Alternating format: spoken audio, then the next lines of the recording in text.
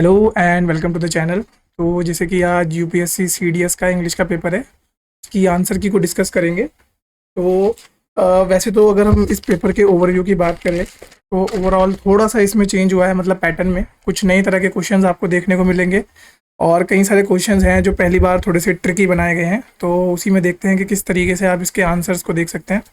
तो जब हम बात करेंगे सबसे पहला क्वेश्चंस, अब देखिए इस पेपर का मेरे को सेट नहीं पता, तो आप लोग एक काम करना, क्वेश्चन पेपर के हिसाब से अपने अपने सेट मिलाते हुए चलना, ठीक है। तो वो आप लोग देख सकते हैं, तो ये चीज़ आप करेंगे। तो यहाँ पर अगर हम पहले क्वेश्चन की बात करें तो इसका जो आंसर है दैट इज़ योर सी। ये बात कर रहा है कन्फर्म्स द फर्स्ट, ठीक है। सेकंड वाले की अगर हम बात करें तो यहाँ पर इसका आंसर होगा डी, यानी कि एक्सटेंड द फर्स्ट। फिर हम बात करते हैं थर्ड क्वेश्चन की, तो थर्ड क्वेश्चन का जो आंसर है that is your A, the precursor of the first. तो बेसिकली इन क्वेश्चंस में हो क्या रहा है, आपको दो स्टेटमेंट दी हैं और आपको ये देखना है कि इन चार ऑप्शन में से क्या हो रहा है, मतलब फर्स्ट स्टेटमेंट सेकंड स्टेटमेंट के साथ किस तरीके से रेलेवेंस शो कर रही है या क्या इनका को रिलेशनशिप बन रहा है।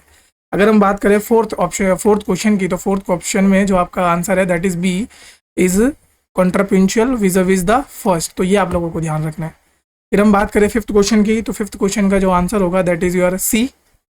आई होप आप लोग अपने पर्टिकुलर सेट, जो भी आपका अपना पर्टिकुलर सेट है, उससे मार्क करते हुए चल रहे होंगे। तो बस आप देखते रहना, आप बस क्वेश्चंस का ध्यान दीजिए और आगे पीछे कर लीजिएगा। जहाँ पर भी आपको लगे कि क्वेश्चन चेंज हुए हैं तो पॉज करके उन क्वेश्चंस को ढूंढ लेना और फिर उनके हिसाब से आप अपने आंसर्स चेक करते हुए चलना।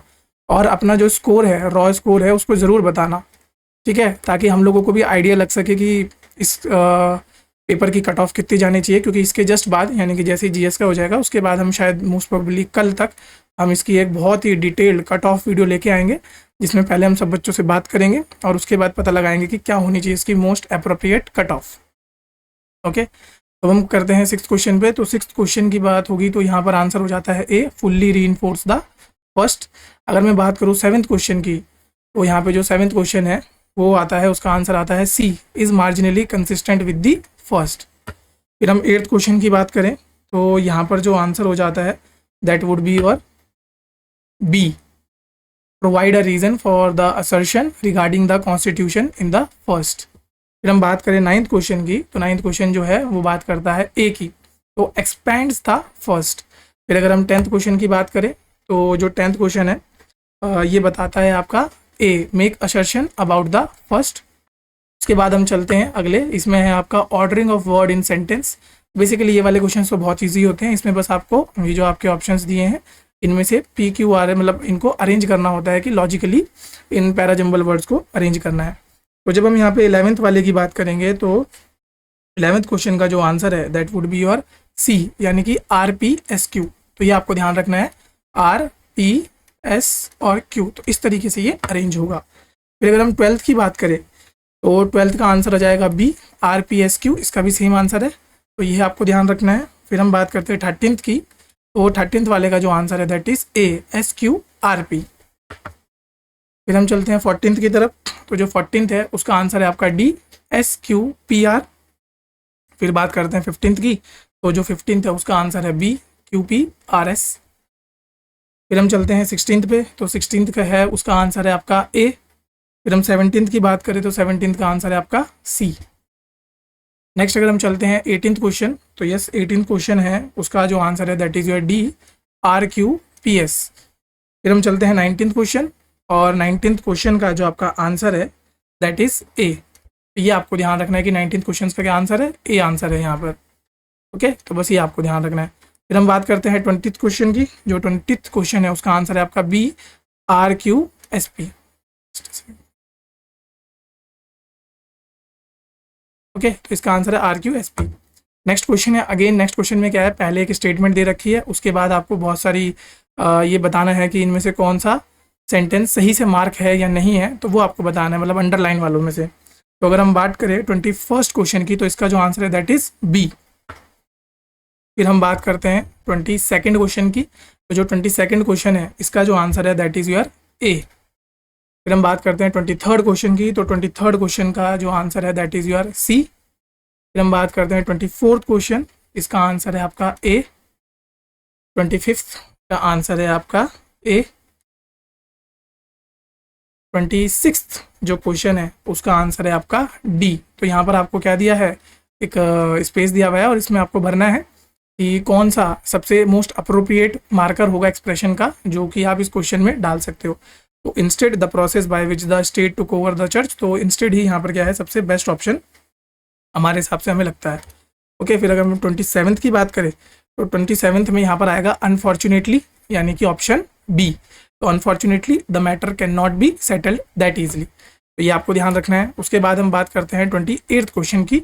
ओके, 28th क्वेश्चन, तो इसका जो आंसर है वो है आपका ए, यानी कि डिस्पाइट। तो despite the leader comments came a day after the party performance in the region was not encouraging, तो ये आपको याद रखना है। फिर हम बात करते हैं 29th। तो 29th क्वेश्चन है, उसका जो आंसर है that is C. Meanwhile, the squad also has a couple of new faces who are equally well qualified to play the forthcoming match. तो ये आपको ध्यान रखना है। फिर हम चलते हैं 30th question, that is the principal was addressing the student on ways and means of conducting the sports meet of the college dash responding to the opinion of one of the athletes she wanted to learn about how more sports could be included in the meet. तो यहाँ पर जो आपका answer है that is D, further. ठीक है, तो यहाँ पे आएगा further responding to the opinion, ये आपको ध्यान रखना है। उसके बाद चलते हैं हम 31st क्वेश्चन। यहाँ पर क्या दिया है, दो शब्द दिए गए हैं। ओके, और यहाँ पर आपको बताना है कि मोस्ट अप्रोप्रिएटली कौन इनको डिस्क्राइब कर रहा है। ओके, तो ये आपको बताना है। तो यहाँ पर ये जो क्वेश्चन है 31st, इसका आंसर है सी।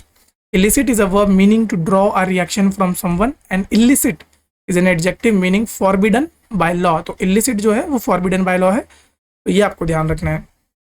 तो इस बार देखिए जो आपकी वोकैब है वो थोड़ा सा आपसे टफ पूछी गई है। ठीक है, ऑल्दो जो मतलब पर्टिकुलर चीज़ें आई हैं वो उतनी ज़्यादा मतलब ऐसी नहीं आई है कि नहीं पढ़ा होगा आपने, कभी ना कभी पढ़ाई करते हुए पढ़ा होगा, बट यस इनको पूछने का जो तरीका है वो थोड़ा सा इन्होंने चेंज कर दिया है। ये वाला जो सेक्शन है ये मेरे को लगता है कि थोड़ा सा ऑन एन एवरेज टफ है बाकी पिछले जितने पेपर्स हैं उनके मुकाबले। ठीक है, ये जो ऊपर के अभी तक क्वेश्चन रहे हैं इनमें भी आप देखोगे कि सेम मतलब ऐसे क्वेश्चन आते रहे हैं, तो इतना ज़्यादा कुछ नया नहीं है। बट हाँ, ये वाले जो क्वेश्चन है ये थोड़े से आपको अच्छे से पढ़ने होते हैं, जैसे एंश्योर और इंश्योर। ठीक है, इन्हें बोला जाता है सिमिलर साउंडिंग वर्ड्स।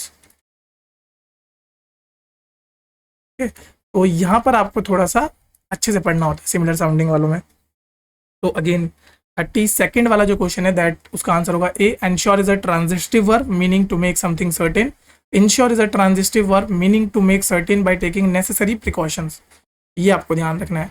उसके बाद हम चलते हैं 33 क्वेश्चन पे, जिसमें आता है इमिटेटेड और इंटीमेटेड। तो ये आता है सॉरी इमिटेट। ओके, तो इसका जो आंसर है 33rd का that is your D option. Clear, imitate is a verb take और फॉलो एज अ मॉडल, और intimate is an adjective meaning closely acquainted, तो ये आपको ध्यान रखना है। फिर आता है कंपेयर और कंपेयर, ये याद रखेंगे हम। तो 34th that is answer is B. Compare is a verb and it means to estimate or measure something. Compare is a noun and is referred to the person who introduced the performer. फिर हम बात करते हैं percept और percept। Clear, तो इसका जो answer है जैसे 35th का आपका आंसर है सी। percept is a noun and it means a general rule intending to regulate behavior, और percept is a noun and it means the object of perception। फिर हम बात करते हैं आपका 36th क्वेश्चन की। यहाँ पर बात करेंगे, 4 सेंटेंस दिए गए हैं, have been framed using the word in only one of these word use correctly. तो आपको ये जो वर्ड दिया है इसको लेके 4 ऑप्शंस दिए गए हैं और आपको देखना है किस में ये बहुत करेक्टली फिट हो रहा है। ओके, तो 36th क्वेश्चन यहाँ पे है प्रैक्टिस। तो इसका जो आंसर है D. It is not good practice to repeat old mistakes, तो ये आपको ध्यान रखना है। फिर इमेंसली, अगर हम इमेंसली की बात करें तो यहाँ पे 37th का आंसर हो जाता है A. Savita felt immensely happy when she got promoted as one of the director. फिर आता है आपका इंस्यूपरेबल। तो अगर हम इंस्यूपरेबल वाले की बात करें, इसके वाले आंसर में थोड़ा सा आपको भी रुकना पड़ेगा, ये वाला अभी हम मतलब देख ही रहे हैं। फिर आता है 39th क्वेश्चन एमोरल। ओके, तो एमोरल है ये वाला, murder can be categorised as an amoral act, तो ये आपको याद रखना है। फिर आता है एमिग्रेट। एमिग्रेट की अगर हम बात करें तो the family decided to emigrate to a safe and secure country, तो ये आ जाता है आपका ऑप्शन बी। फिर आता है ordering of sentence. Again same exercise करनी है, स्टेटमेंट 1 है, इसके बाद आपको ये 4 दिए गए हैं PQRS की फॉर्म में, इनको अरेंज करना है और फिर ये है स्टेटमेंट 6, तो यानी कि स्टेटमेंट 1 और उसके बीच में कुछ आपके पैराजम्बल्स हैं और उसके बाद आपका लास्ट आएगी स्टेटमेंट 6। ओके, तो यहाँ पर जो 41st क्वेश्चन है इसका आंसर है सी, SQRP। ये आप लोग देख लेना क्योंकि बहुत लंबा क्वेश्चन है, अब एक्सप्लेन करने जाऊंगा तो बहुत टाइम निकल जाएगा। फिर आता है 42nd। ओके, जो 42nd क्वेश्चन है इसका आंसर है आपका डी। बस आप क्वेश्चन चेक करते हुए चलिए। फिर आता है 43rd। ओके, ये जो 43rd क्वेश्चन है इसका आंसर है आपका APRSQ। ओके, तो ये आपको ध्यान रखना है। फिर आता है 44th, इसका आंसर है आपका BSPQR। फिर आता है 45 का है आपका CPQSR। 46th क्वेश्चन है इसका आंसर है आपका A। फिर बात करते हैं 47th, इसका जो आंसर है दैट इज योर C। फिर आता है आपका 48th का आंसर है आपका PSQPR। 49th की अगर हम बात करें तो 49th जो क्वेश्चन है उसका आपका आंसर आ जाता है APQRS। फिर हम बात करते हैं 50th क्वेश्चन की, तो जो 50th क्वेश्चन है इसका अगेन आंसर है आपका A। फिर 51 क्वेश्चन का आंसर है आपका B। नेक्स्ट क्वेश्चन है 52, तो 52 का जो आपका आंसर है दैट इज योर A। 53 की अगर हम बात करें तो 53 जो क्वेश्चन है उसका जो आंसर होगा दैट इज योर C। फिर हम बात करते हैं 54, तो यहाँ पे देखिए अगेन ये भी क्या है, थोड़ा वोकेबलरी अच्छे तरीके में पूछिए, तो अगेन मैं इसको मॉडरेट टू हार्ड के बीच में रेट करूँगा। ओके, क्योंकि देखिए वोकेबलरी पहले भी पूछी जाती थी बट अब इसमें क्या हो गया कि बहुत सारी वोकेबलरी एक साथ पूछ ली और ऊपर से कोडिंग कर दी, तो ये थोड़ा सा टफ बना देता है इस चीज़ को। नो डाउट टफ था बट मैनेजेबल था, करने वाला था, क्योंकि शब्द ऐसे थे कि इसमें से आपको बस 2 शब्दों को पकड़ना है और हो जाते। जैसे यहाँ पे फेलेनी है, तो फेलेनी आप लोगों ने सुना ही होगा बेसिकली, तो इस तरह के शब्दों को आपको याद रखना चाहिए। तो यहाँ पर इस 54 का आंसर है दैट इज C। फिर हम बात करते हैं 55 का जो आंसर है दैट इज D। फिर हम बात करते हैं 56th क्वेश्चन की, तो 56th क्वेश्चन का आंसर है आपका B। फिर आता है 57th का अगेन आंसर हो जाता है B। अब देखिए ये क्या हो गया, ये हो गया थोड़े से लैटिन वर्ड्स, और ये आप लोग जब भी आप पॉलिटी वगैरह पढ़ते होगे तो आपने x gratia, suo motu, locus stanza ये सब पढ़ा होगा। फिर हम बात करते हैं 58th। ओके, तो 58th की अगर हम बात करें तो इसका आंसर होगा दैट इज योर D। फिर आता है 59th का आंसर हो गया आपका A। यहाँ पे आता है 60th क्वेश्चन, 60th का जो आंसर है दैट इज A। ये आपको याद रखना है। जैसे एक्सेप्ट, ये क्या होता है, एक शॉर्ट नोट वाले की बात हम करते हैं यहाँ पे, तो ये आप लोगों को ध्यान रखना है कि ये नोट की तरह होता है। और ये आप लोगों ने जब NCERT पढ़ते होंगे उस समय भी पढ़ा होगा। अगर किसी ने हिस्ट्री वगैरह की NCERT पढ़ी है तो वहाँ पे शायद मतलब साइड में जो ब्लू बॉक्स बने ना या पर्पल कलर के जो बॉक्स हैं उसमें लिखा है एक्सेप्ट फ्रॉम दैट टेक्स्ट, तो इस तरीके की बातें हैं। फिर हम बात करते हैं 61st की, तो 61st का आंसर है आपका C। 62nd का जो है वो आंसर है आपका B। फिर हम बात करते हैं 63rd की, तो 63rd का आंसर है आपका अगेन C। 64th का आंसर है आपका B। फिर आता है 65th का आंसर है आपका D। फिर आता है 66th का आंसर है आपका C। फिर आता है 67th का आंसर है आपका B। 68th इसका आंसर है A। 69th जो है उसका आंसर है आपका अगेन B। 70 जो है 70 का आंसर है आपका C। फिर हम बात कर लेते हैं 71 का आंसर है आपका C, हैविंग मूव्ड। ठीक है, फिर हम बात करते हैं 72 का आंसर है B यानी कि व्हेन। फिर 73rd है हैज़ हैड। 74th observant. फिर आता है आपका यहाँ पे 75th पोर्ट्रेड। 76th सफिक्स्ड। 77 का आंसर हो जाता है आपका स्टैंडर्ड्स। फिर आता है 78th आंसर है फार ऑफ। 79th का आंसर है स्टिल। 80th का आंसर है आपका यहाँ पर इलेटेड। ओके, तो बस आपको ये ध्यान रखना है। उसके बाद हम चलते हैं 81st पे। तो there is no truth in these claims.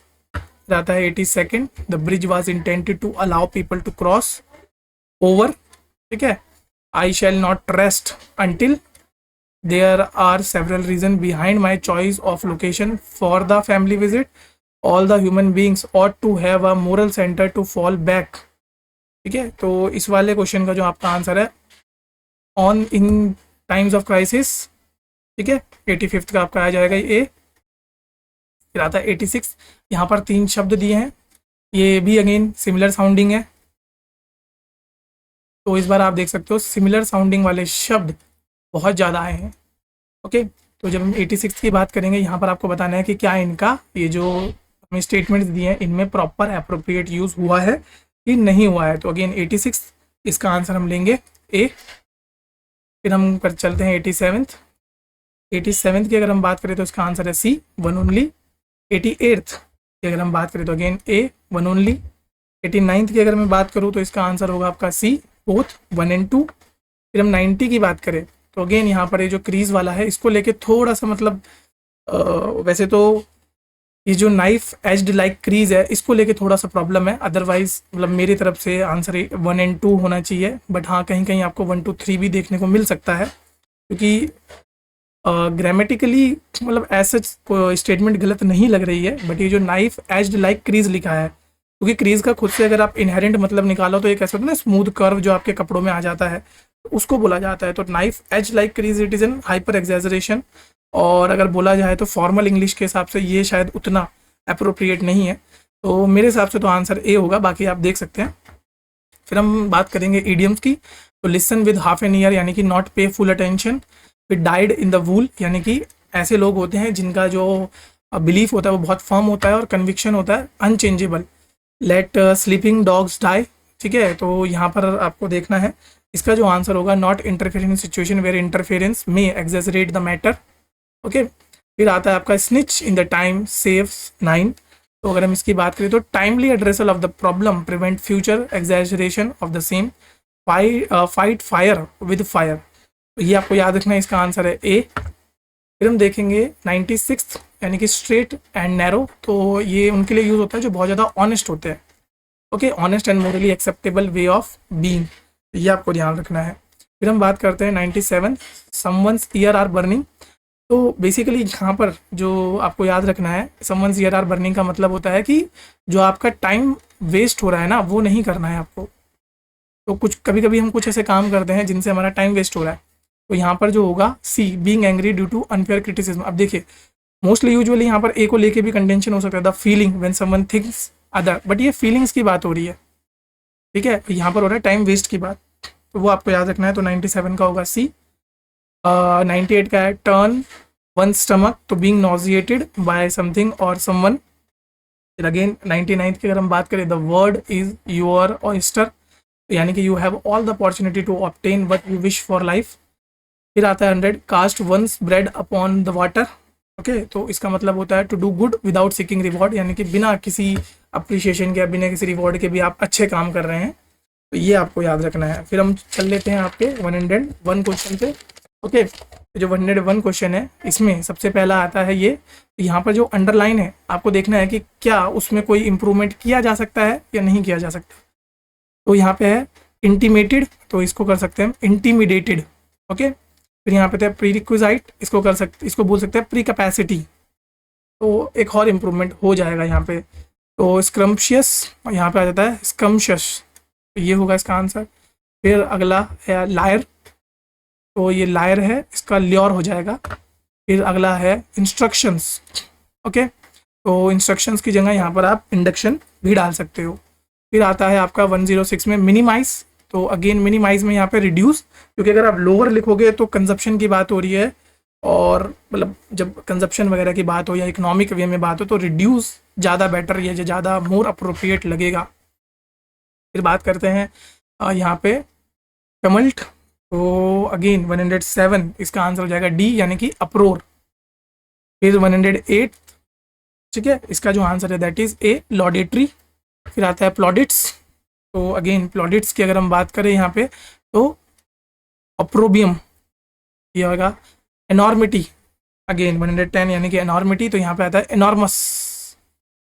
फिर 111, ओके, तो 111 में यहाँ पर आपको ध्यान रखना है कि जो एरर है वो है अबैटमेंट टू द क्राइम, क्योंकि देखिए अब ये बेसिकली क्या होगा, लीगल लैंग्वेज के हिसाब से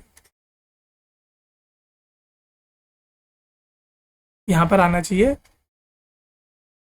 abatement of the crime. Okay, ये आपको याद रखना है, अबैटमेंट ऑफ द क्राइम। फिर अगेन 112 इसमें आ गया आपका यहाँ पे सी पे, क्योंकि वाज ओवरलुक्ड है। अब देखिए यहाँ पे मिस्टेक्स है, ये प्लूरल है और वॉज ये सिंगुलर है, तो आपको यहाँ पर वॉज का क्या होना चाहिए, वर होना चाहिए। ओके, फिर 113 यहाँ पर आ जाएगा बी द इंपीरियल स्ट्रोक्स, ये होता है स्ट्रोक्स। क्लियर। फिर आता है यहाँ पे 114 में अगेन आपका आएगा सी, ये इनक्यूशियस की जगह। ठीक है, फिर आता है 115 अगेन यहाँ पर आएगा C, which was discovered in, on नहीं इन। फिर अगेन नेक्स्ट क्वेश्चन 116 सी, यहाँ पर इट्स ओन नहीं, are to communicate only with their. फिर आता है 117 as soon as the clocks chimed to announce the hour at midnight she sprung up from the bed, इसमें no error है। फिर 118 इसमें आ जाएगा सी। ठीक है, फिर आता है 119 अगेन इसमें आएगा सी, और 120 इसमें आ जाएगा बी। क्लियर। तो आई होप आपको सभी क्वेश्चंस के जो आंसर है आपने मार्क कर लिए होंगे। ठीक है, और हमने ट्राई किया है जितना ज़्यादा हो सके उतना इसको एक्यूरेट बनाएं। फिर भी अगर आपको लगता है कि हमारे एंड पे कोई गलती छूटी होगी तो आप ज़रूर कमेंट बॉक्स में हमें ज़रूर बताना। अगर आपको लगता है कि किसी क्वेश्चन का आंसर ये होना चाहिए और अगर आप उसको अच्छे से एक्सप्लेन कर पा रहे होंगे तो कमेंट बॉक्स में उसको ज़रूर लिखना। ठीक है, और इसी के बाद हम देखते हैं जीएस की आंसर की भी आएगी आप लोगों के लिए, तो आप उसका भी वेट करना और उसको भी देखना। फिर जब दोनों का कंबाइंड स्कोर होगा उसको आप जरूर हमें बताना, ताकि एक आइडिया लग सके और हम आपके लिए क्या ला सकें, एक अप्रोप्रिएट कट ऑफ वीडियो लेके आ सके, जिससे कि आपको आइडिया लगेगा कि इस साल की कट ऑफ क्या होने वाली है। यूजुअली हम हर पेपर की कट ऑफ लेके आते हैं और अराउंड एंड अराउंड उसी के आसपास रहती है हर साल कट ऑफ। तो चलिए फिर नेक्स्ट वीडियो में आपसे मिलता हूँ, तब तक के लिए धन्यवाद।